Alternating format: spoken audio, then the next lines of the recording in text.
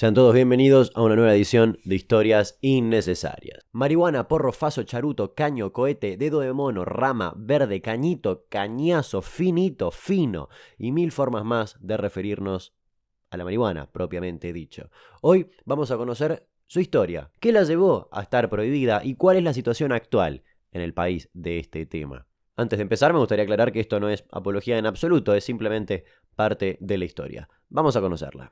La marihuana es la droga más popular en el mundo, pero para entender por completo toda su historia y qué la llevó a estar presente en casi todos lados, es necesario que entendamos un par de cositas.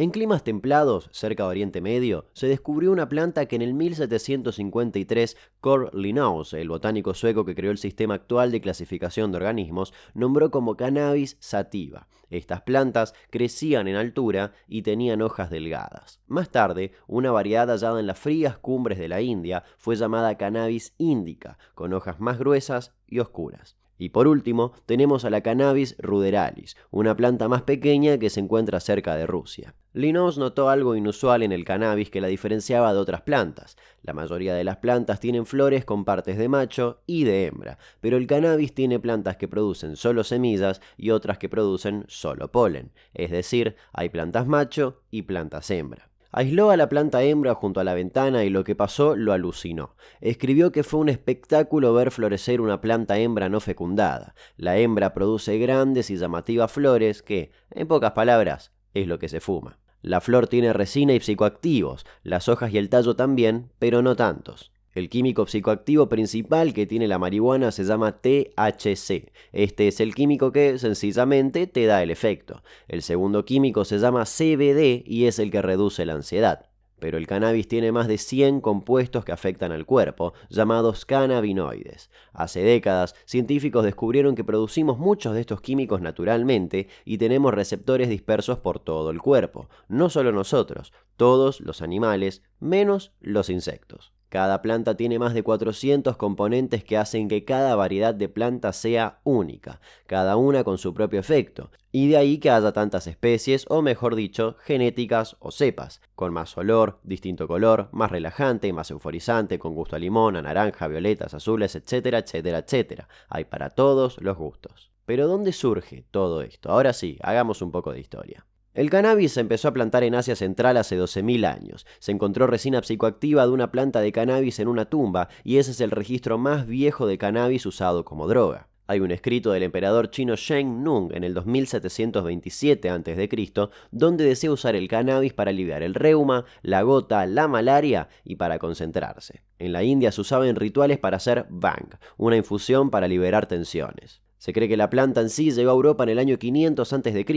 de la mano de los esquitas, un pueblo nómada, y los comerciantes esclavos la fueron trasladando. Los musulmanes, mientras tanto, crearon el hachís, una pasta hecha de la resina del cannabis, ya que el Corán prohibió el alcohol y, de alguna manera, querían divertirse. Los ingleses llevaron la marihuana a Estados Unidos en el 1607 y junto al tabaco se convirtieron en cosecha comercial, ya que el cannabis se plantaba para tener cáñamo. El cáñamo es la variante industrial del cannabis y gracias a eso se expandió por todo el mundo. Es el tallo de la planta, una fibra muy resistente y duradera, que no te droga en absoluto, y tiene cientos de usos, por solo decir que de cáñamo se hicieron las velas del barco de Cristóbal Colón, con el cual después llegó a América para masacrar a absolutamente todos, decirle indios a pesar de que no esté en la India y proclamarse descubridor de un lugar donde ya vivía gente. Y hasta la primera bandera de los Estados Unidos estaba hecha de fibra de cáñamo. Entre 1850 y 1942 era medicina en las farmacias de Estados Unidos para calmar el reumatismo, las náuseas y los dolores del parto. Sí, mismo uso que los chinos ya le daban hace como 5.000 años, pero bueno, mejor tarde que nunca. Resumidamente, el cáñamo tiene usos industriales, no se fuma. La flor tiene resina y psicoactivos, se consume.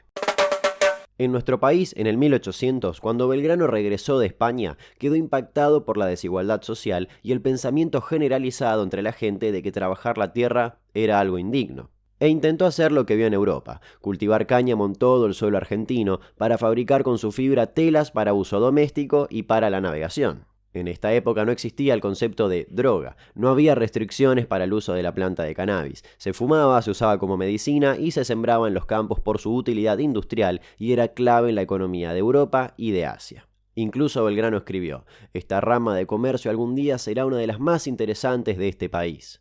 Lamento informarte que no, Juanma, querido. Hoy en día si tenés un par de esas plantas en tu casa te podés ir en cana y hasta tuvimos que votar una ley para usar los principios medicinales que la misma tiene. Pero España no le dio mucha cabida y su deseo quedó ahí, en nada. En el 1910, la Revolución Mexicana hizo que muchos inmigrantes mexicanos entren a Estados Unidos con porros en sus bolsillos y comenzó a popularizarse fumarlos. Los yanquis la pasaban genial con la marihuana, pero ya comenzaba a engendrarse el racismo. El miedo por perder el empleo culpa de los inmigrantes se empezó a justificar contra la marihuana. En el 1913, California fue el primer estado en hacerla ilegal. En los años 20, el cannabis se puso de moda con los músicos de jazz y la vida nocturna. La ley seca le sacó el alcohol a los estadounidenses e hizo que los porros se popularicen aún más. Irónicamente, la ley seca es el fiel reflejo de lo que pasa hoy en día con la marihuana. Al ponerle el adjetivo de ilegal, se da luz a lo clandestino. El producto tiene un precio elevado en el mercado negro y eso trae a la violencia. Los racistas seguían insistiendo en que la marihuana hacía que las mujeres blancas tuvieran sexo con hombres negros, y en los años 30, la Oficina de Narcóticos declaró la marihuana como adictiva y peligrosa porque hacía violentos a los mexicanos. Mientras tanto, la iglesia y otros sectores conservadores usaban a la prensa sensacionalista para asociar a mexicanos, negros y a la marihuana con la delincuencia. En el 1936 se estrena la película Reefer Madness, financiada por la iglesia, y sí, que decía que la marihuana te hacía violar.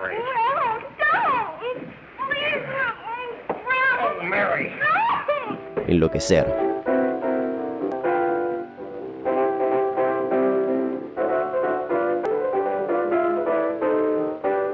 ¿Asesinar?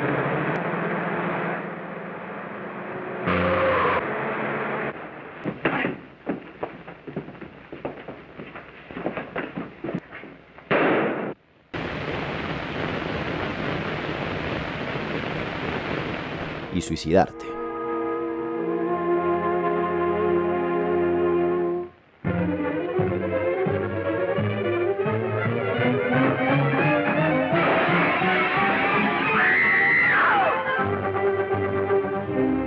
Hasta que en el año 1937 se prohibió todo cultivo de cáñamo. La Ley Box del 1951 impuso leyes mínimas obligatorias. Las condenas leves por tener drogas como el cannabis podían llegar hasta 20 años en prisión. Llegan los 60 y la marihuana está en auge, plena época de hippies, amor y paz. Durante la mayor parte del siglo XX, la marihuana que se consumía en Estados Unidos venía directamente de México y era prácticamente lo que acá en Argentina llamamos prensado.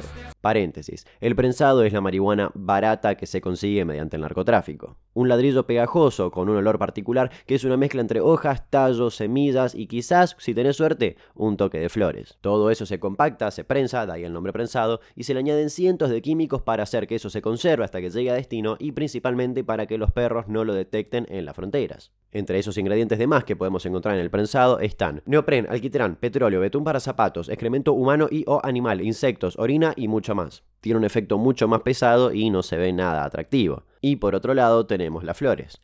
Hay una diferencia, ¿no? A nuestro país el prensado viene de Paraguay, mientras que a Estados Unidos llegaba de México. Cierro paréntesis, seguimos. En los años 60 ya se hizo más evidente la politización de la marihuana, cuando el gobierno admitió que se había equivocado, que la marihuana no ponía a la gente violenta, sino pacifista, demasiado pacifista, sobre todo para un país que estaba en plena guerra. En el 1965 comenzó a debatirse el tema aún más. El movimiento hippie la había popularizado. Grandes personalidades confesaban abiertamente que fumaban marihuana y pedían que se legalice. En el 71, el presidente de los Estados Unidos, Richard Nixon, declara la guerra contra las drogas y aprueba la ley de sustancias controladas. America's public enemy number one is drug abuse. John Eckman, el colaborador número 1 de Nixon, dijo hace poco en una entrevista: la campaña de Nixon en el 68 y su presidencia tenían dos enemigos, la izquierda antiguerra y los negros. No podíamos hacer ilegal que alguien estuviera en contra de la guerra o fuera negro, pero haciendo que la gente asociara a los hippies con la marihuana y a los negros con la heroína, y penalizando severamente ambas sustancias, golpeábamos a las dos comunidades. ¿Sabíamos que mentíamos sobre las drogas? Por supuesto que sí. Años después salen a la luz grabaciones donde se escucha a Nixon decir cositas como esta.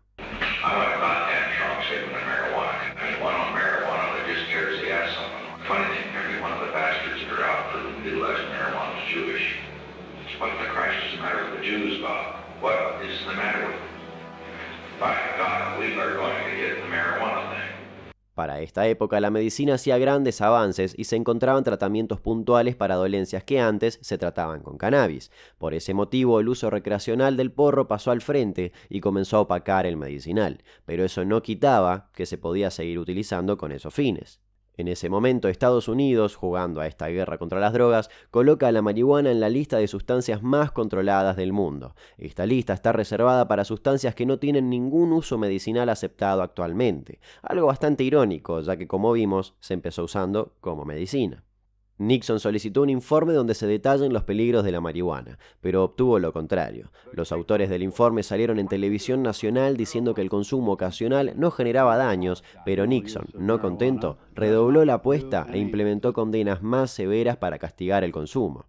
Esta guerra contra las drogas no solo fue y es un fracaso, sino que además de costar una fortuna, abarrotó las cárceles de Estados Unidos de consumidores que bastante lejos estaban de los narcotraficantes, y es la mayor demostración de que restringir el suministro no logra frenar el consumo. Para cortar el flujo de cannabis en la frontera, Estados Unidos comenzó a pagarle a México para que rocíe sus campos de marihuana con herbicida en el 1975, así que el gobierno mexicano destruyó todas las plantaciones. Y ahí es donde narcos de Colombia ven un hermoso negocio que quedó vacante, y así Colombia se transforma en el principal proveedor de droga a Estados Unidos, y el resto, bueno, ya es otra historia. Mientras tanto, los yanquis, que no se querían quedar sin marihuana, empezaron a cultivarla ellos mismos. Recuerden lo que hablamos al principio. ¿Se acuerdan que teníamos cannabis sativa, índica y ruderalis? Bueno, la marihuana solo crecía en estados soleados, como en California, porque la única que tenían era la sativa, la de climas cálidos. Pero a fines de los 70 llega la índica. A alguien se le ocurrió cruzarlas y ahí se crean los híbridos. La cruza de la índica que resiste al frío con la sativa que resiste al calor permitió cultivar cannabis en cualquier estado de Estados Unidos.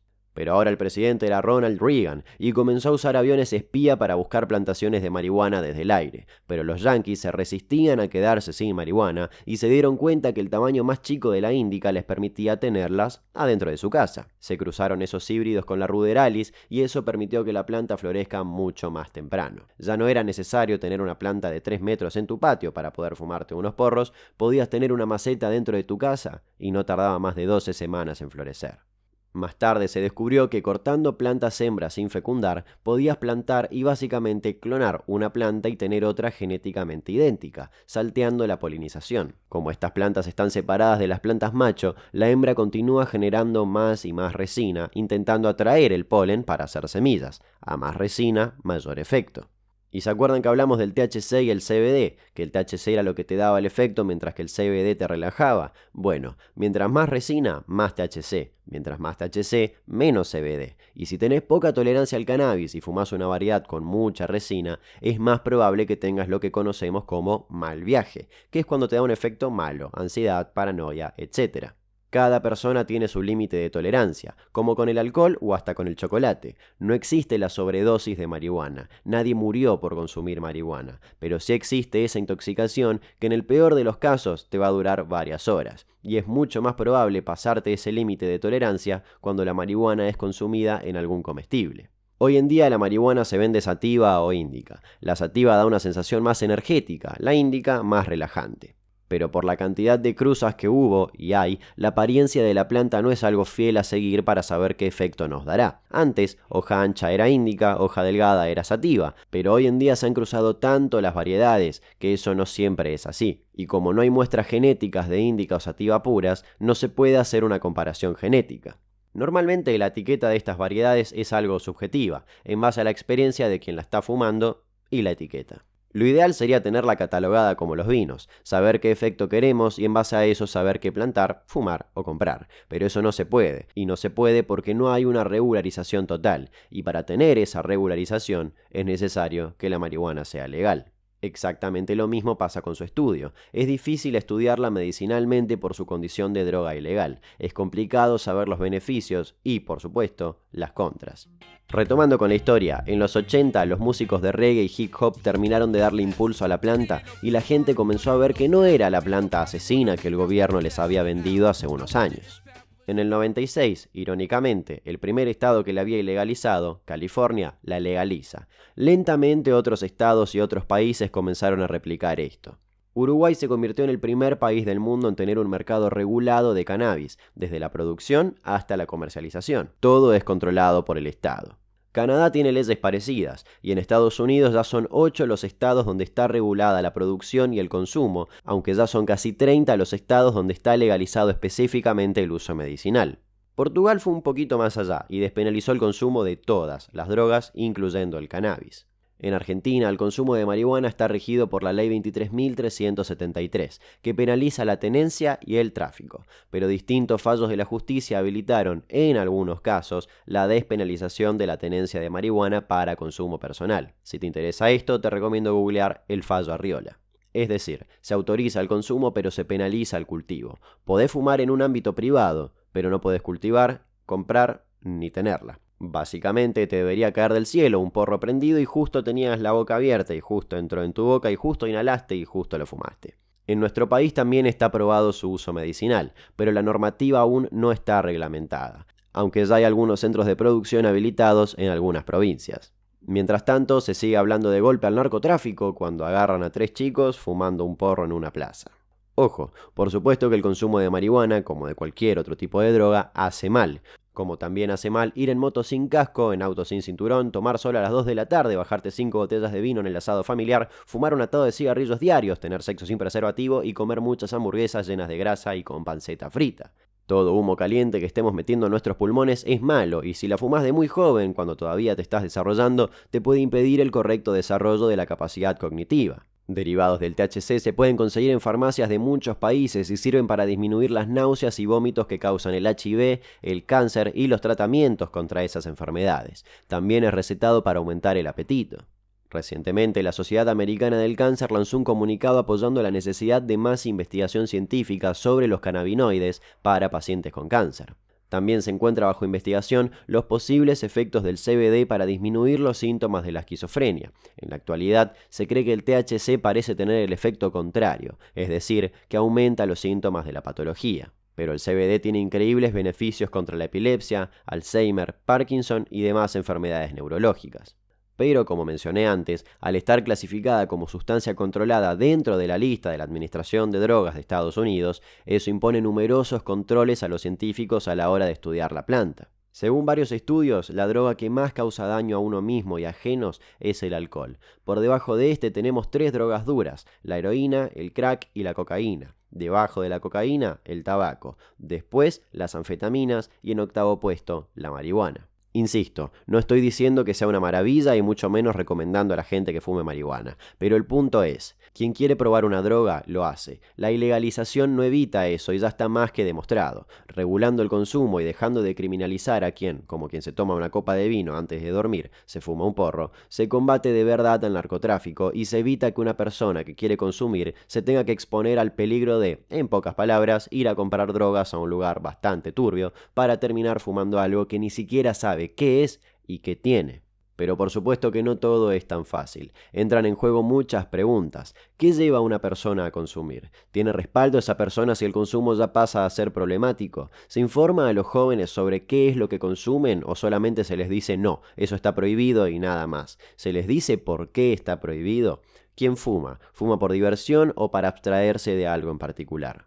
En los años 2016, 17 y 18, en nuestro país se abrieron unas 30.200 causas por tenencia simple o para consumo o por el cultivo. En ese lapso de tiempo, el Estado gastó aproximadamente 2.400 millones de pesos. Las políticas actuales no evitaron el aumento del consumo ni bajaron los índices de criminalidad asociados al narcotráfico. En el 2011, el Observatorio Argentino de Drogas advirtió que la mayoría de los gastos gubernamentales directos correspondían a las actividades de reducción de la oferta, es decir, allanamientos y cosas similares, y al Poder Judicial para el tratamiento de las causas judiciales. Solo el 5% de los recursos presupuestados se destinaba al tratamiento y a la prevención de las adicciones. Uruguay fue el primer país en ponerse el problema al hombro, reconocer que las políticas que había hasta el momento no estaban funcionando en absoluto e intentar hacer algo distinto que, por ahora, va más que bien, regulando y controlando qué tanto están consumiendo los ciudadanos. Y que llevamos casi un siglo reprimiendo. ¿El consumo de drogas? Sí. Llevamos casi un siglo y que ese siglo está lleno de un espléndido fracaso. Cada vez tenemos más presos, cada vez tenemos más consumidores de droga. El mercado ya existe, no lo inventamos nosotros. Nosotros le queremos robar ese mercado al narcotráfico.